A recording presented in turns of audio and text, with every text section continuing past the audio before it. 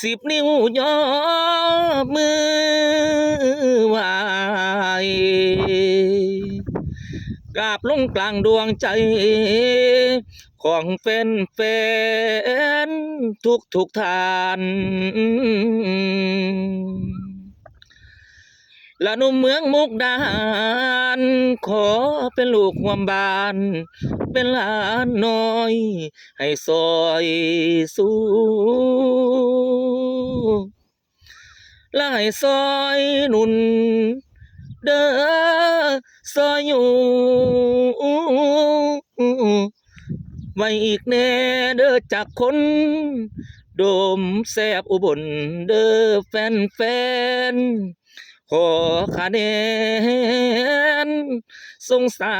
รด้วยเออ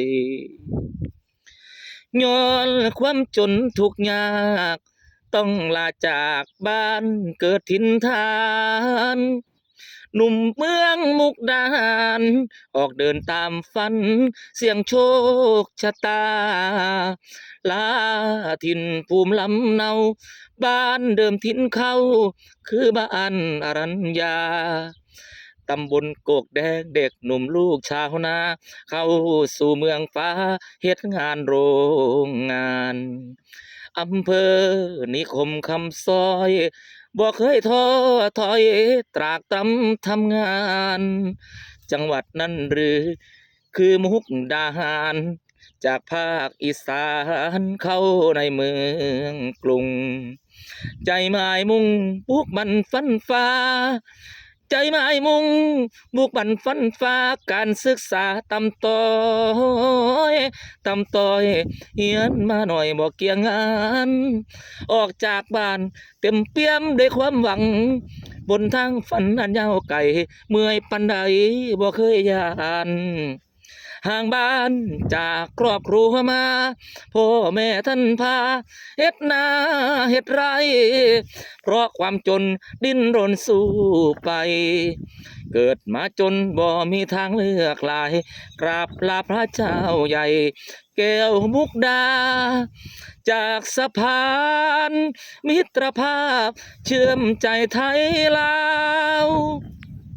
บ้านพี่เมืองน้องเฮาข้ามโข